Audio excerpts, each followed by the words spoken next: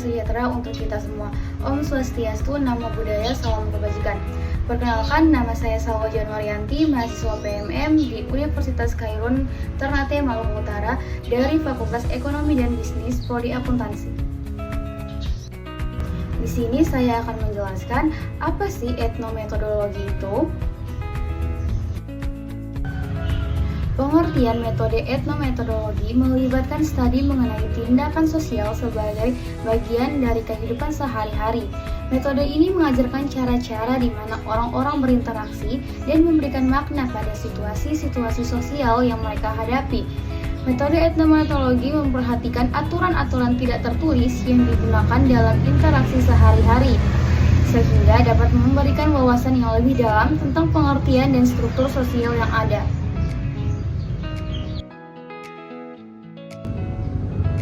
Etnometodologi bertujuan untuk memahami bagaimana individu membuat makna dari interaksi sosial mereka dan bagaimana mereka menggunakan aturan tak tertulis untuk menginterpretasikan situasi-situasi yang mereka hadapi. Dengan menggunakan metode ini, peneliti dapat menjelaskan bagaimana aturan-aturan yang tidak tertulis digunakan oleh individu dalam interaksi sosial mereka, serta bagaimana mereka melakukan negosiasi dan mencapai kesepakatan dalam situasi-situasi kompleks. Melalui metode etnometodologi, peneliti dapat menemukan pola-pola dan proses-proses penting dalam hubungan sosial yang ada, sehingga dapat memberikan kontribusi yang berharga dalam bidang studi sosial. Teknik yang digunakan dalam pengumpulan data dalam etnometodologi meliputi yang pertama, observasi. Observasi merupakan salah satu teknik pengumpulan data dalam metode etnometodologi yang dilakukan dengan mengamati perilaku dan interaksi antara individu dalam situasi nyata. Dengan observasi, peneliti dapat melihat secara langsung bagaimana individu berperilaku, berinteraksi, dan melakukan tindakan dalam konteks sosial yang sedang diteliti.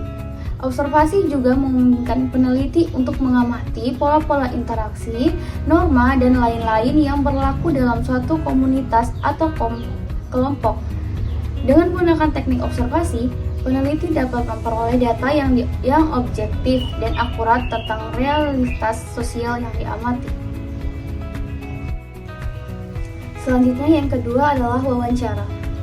Metode wawancara merupakan salah satu teknik pengumpulan data yang digunakan dalam metode etnometodologi. Dalam wawancara, peneliti berinteraksi langsung dengan responden dengan mengajukan pertanyaan terkait topik penelitian. Melalui wawancara, peneliti dapat mendapatkan informasi secara mendalam tentang persepsi, pengalaman, dan pemahaman responden terhadap konteks sosial dan interaksi yang sedang diteliti. Selain itu, wawancara juga memungkinkan peneliti untuk mengeksplorasi pandangan dan sikap yang mungkin tidak terungkap melalui metode pengumpulan data lainnya. Selanjutnya yang ketiga adalah dokumentasi. Metode dokumentasi merupakan teknik pengumpulan data dan dalam metode etnometodologi yang menggunakan sumber-sumber tertulis sebagai basis data. Peneliti dapat mengumpulkan data dari dokumen, catatan, arsip, atau sumber-sumber tertulis lainnya untuk memperoleh informasi yang relevan dengan fenomena yang sedang diteliti. Dokumentasi memungkinkan peneliti untuk mengakses data historis atau data yang telah tercatat sebelumnya. Dengan menggunakan teknik dokumentasi, peneliti dapat melengkapi data yang diperoleh melalui teknik wawancara dan observasi untuk memperoleh pemahaman yang lebih lengkap tentang konteks sosial dan interaksi yang sedang diteliti. Cara penganalisisan data dalam metode etnometodologi melibatkan penggunaan 4 teknik sebagai berikut.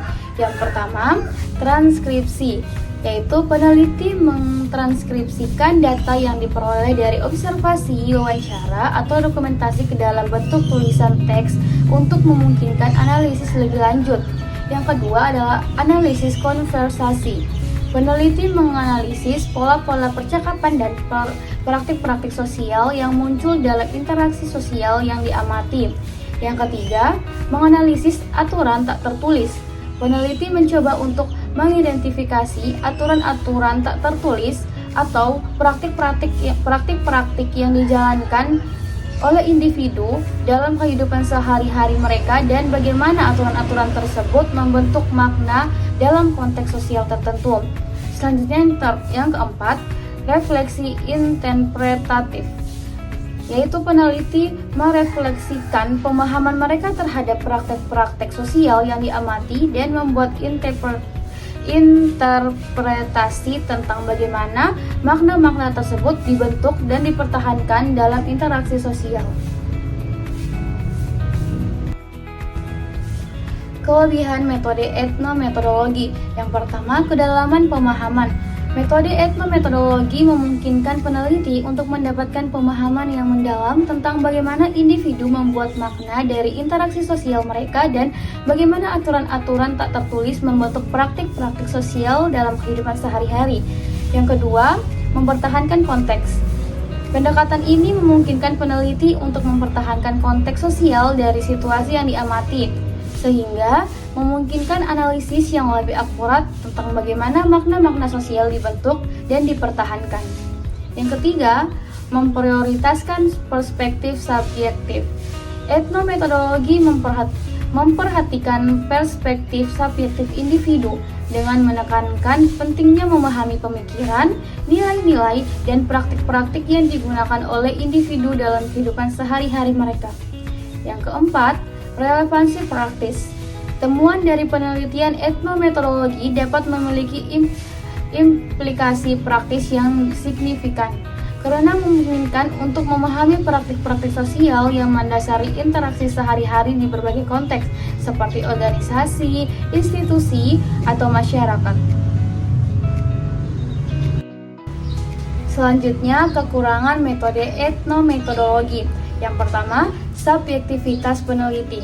Metode ini dapat rentan terhadap subjektivitas peneliti dalam memahami dan menginterpretasikan data karena bergantung pada interpretasi peneliti terhadap praktek-praktek sosial yang diamati. Yang kedua, keterbatasan umum. Etnometodologi mungkin tidak selalu mampu menghasilkan generalisasi yang luas atau teori-teori yang bersifat umum karena fokusnya yang lebih pada pemahaman kontekstual dari situasi-situasi yang diamati. Yang ketiga, waktu dan biaya.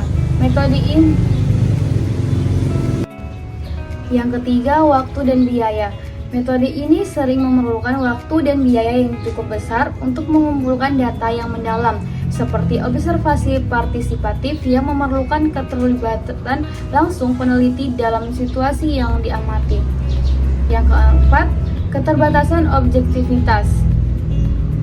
Karena fokusnya pada pemahaman subjektif individu, metode ini mungkin tidak selalu mampu menangkap aspek-aspek objektif dari situasi yang diamati, sehingga membatasi keseluruhan pemahaman tentang fenomena sosial yang dipelajari.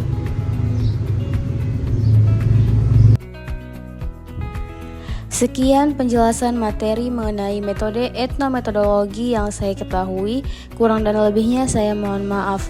Assalamualaikum warahmatullahi wabarakatuh. Salam sejahtera untuk kita semua. Om Swastiastu, Namo Buddhaya, salam kebajikan.